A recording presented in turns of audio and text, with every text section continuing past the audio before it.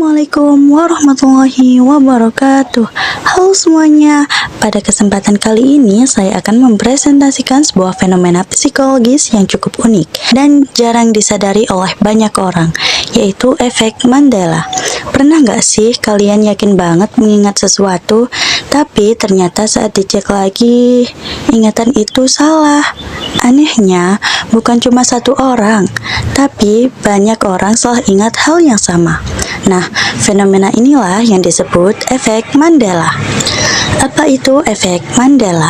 Efek Mandela adalah fenomena ketika sekelompok besar orang memiliki ingatan yang sama, namun ingatan tersebut ternyata keliru.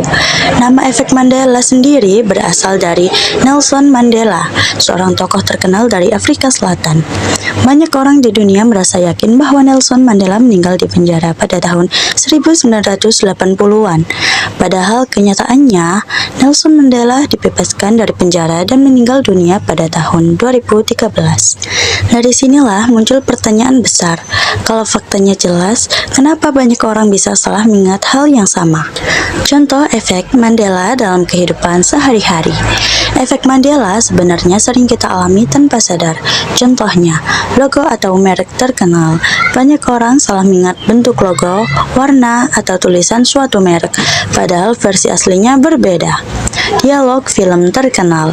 Ada kalimat ikonik dalam film sering dikutip orang, tetapi ternyata tidak pernah diucapkan persis seperti itu di film aslinya. Judul buku atau kartun.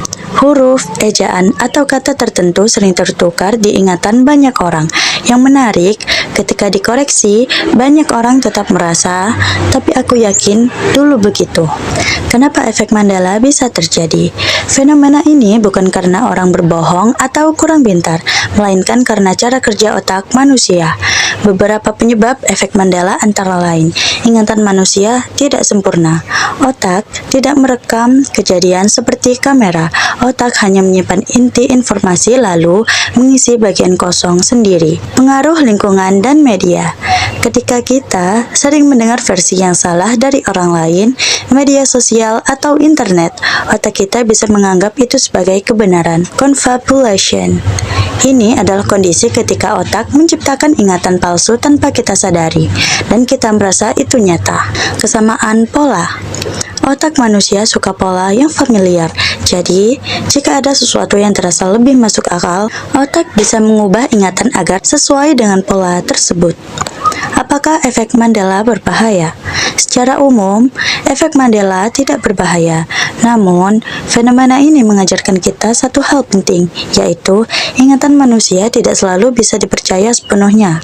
Karena itu, kita perlu memeriksa fakta. Tidak mudah percaya pada ingatan atau informasi yang viral. Penting untuk berpikir kritis. Kesimpulan, sebagai penutup, efek Mandela adalah fenomena psikologis yang menunjukkan bahwa banyak orang bisa salah mengingat hal yang sama.